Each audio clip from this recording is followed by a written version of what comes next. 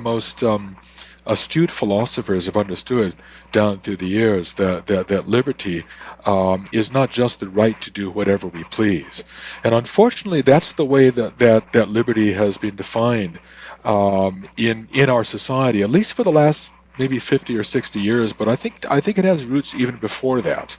So, the right to do something, the idea that somehow we can shape the world to conform to our own desires, and that means that somehow we can shape the people around us to conform to our own desires as well. And if we have to use the state to persuade these people to go along with that, then so be it. So there was a man by the name of Patrick Deneen at University of Notre Dame, which is my alma mater, and he wrote a book a couple of years ago called "Why Liberalism Failed," and it's a brilliant book because he really shows that both sides of liberalism, whether it's the statist variety or the libertarian variety, both lead in the direction ultimately of the omnicompetent state.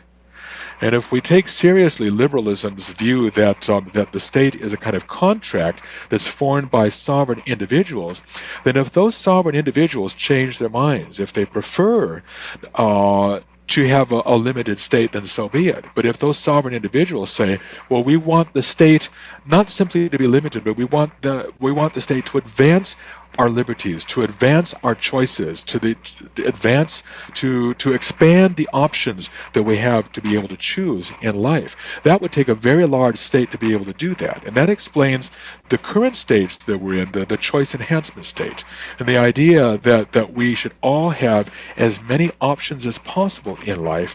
And if we don't, then somehow our liberties are being violated. We're being oppressed in some fashion. Whereas prior to 1960, maybe it's the post-World War II era, the idea that we would all have the same options or equal options would have been virtually unthinkable because the world isn't built like that. There are constraints, there are real constraints, there are natural constraints, there are social constraints, there are political constraints, the economic constraints of all sorts. Mm-hmm. That's just a fact of life. There's a quote I have from the book on page 53 on liberalism, and you say, and you basically summarize it like this: the irony, as Patrick Deneen points out, is that the more completely the sphere of autonomy is secured, the more comprehensive the state must become. And to me, it sounded like you were saying that ultimately this political view creates the problem it's trying to solve. Liberty over authority. Yeah, that's right. That's right. Because liberalism takes one side of the equation. They take the individual, whereas in reality, individuals do not exist by themselves. And when we do get together, it's not always because we have chosen to get together. For example, in the Ten Commandments, we read that we are to honor our parents who have brought us into the world. There's probably no relationship besides family that is less amenable to the liberal or the libertarian worldview, because we do not choose our families. We are born within a particular birth family, and that's but nevertheless we have obligations.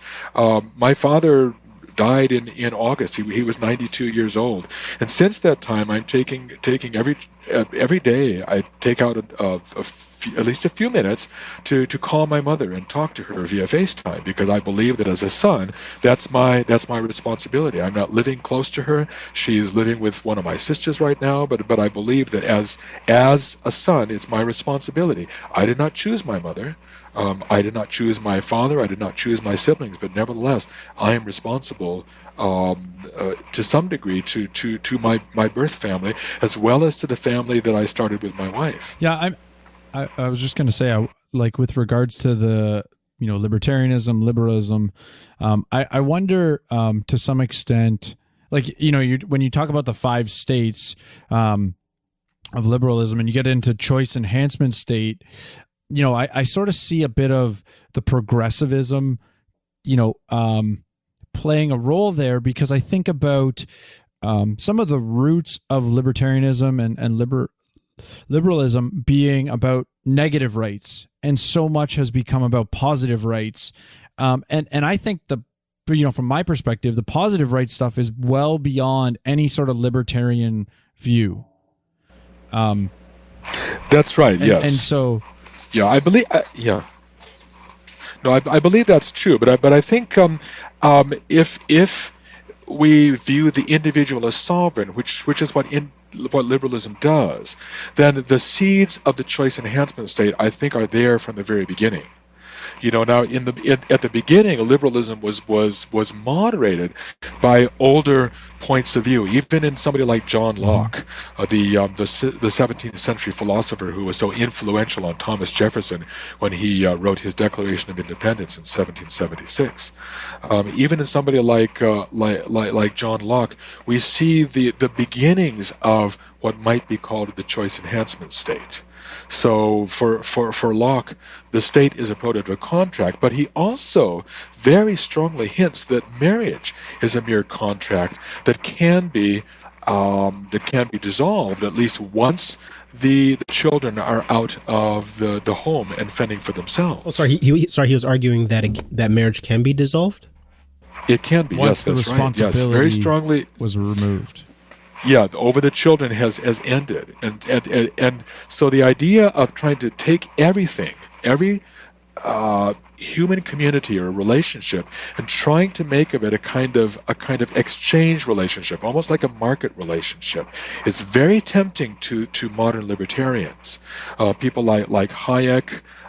People like perhaps Ludwig von Mises, to try to make as many of these relationships similar to market relationships as possible. And if you try to stretch it so that the only reason that one should hamper somebody's right to do something, or to entrench on somebody's right to do something is if they try to harm somebody else. That is not a principle that can be taken very far, at least in very many communities. So, for example, the institutional church, if you're a member of a church, now then that means that at least in principle you are under that church congregation's discipline. And if you do something that egregiously violates biblical norms, you can expect to fall under the discipline of the elders, session, or the elders, the consistory, whatever they would call it, the council. You would fall under the discipline. So a church membership is not predicated on the notion that you can do anything you want as long as you don't harm other church members. So the very principle, the principle that we can trace back to John Stuart Mill, that the only reason why individual liberty should be limited is to prevent harm to others, that is not something that can be applicable to very many communities. You might be able to do that at least for a time with the state, but because liberal ideology tends to be totalistic, is not going to be patient for very long with communities that have tighter standards of membership than the state will allow. Well, and I would say the one thing, like from the libertarian perspective, it doesn't prevent voluntary submission to additional contracts, right? And so you could argue the membership is a contract, and so, like, because if you determine, well, you were going to punish me in a way that I don't want, well, exclusion is the solution.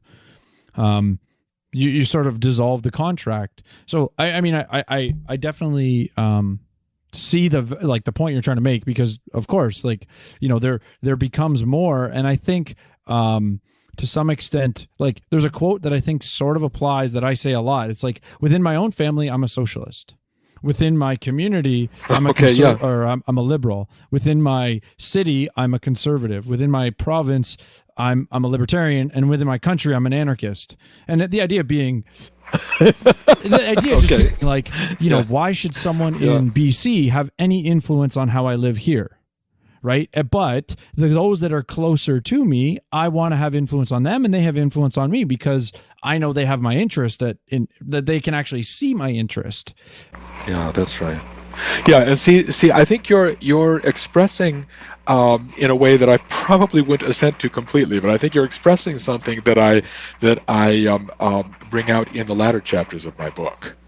as to the what I call the pluriformity of communities in which we find ourselves, and that different standards apply within each of those communities. So yes, the family, there's a common refrigerator, a common cupboard that everybody takes from, as they have needs. Common bank account. Yeah, exactly. That's right. That's right. Yeah, no, that's exactly right. Yeah. So so in a very small community, you can have something like common ownership of property being taken to a very large, to a very wide extent. But the larger a community becomes, it becomes more difficult to have a wide latitude of common ownership. So, to try to take a principle that's applicable to the family and apply it to a country that's maybe 100 million people, that simply isn't going to work. Please subscribe and hit the bell to stay up to date. If you liked or disliked the snippet, give it a like and share your 2 cents with us in the comment section.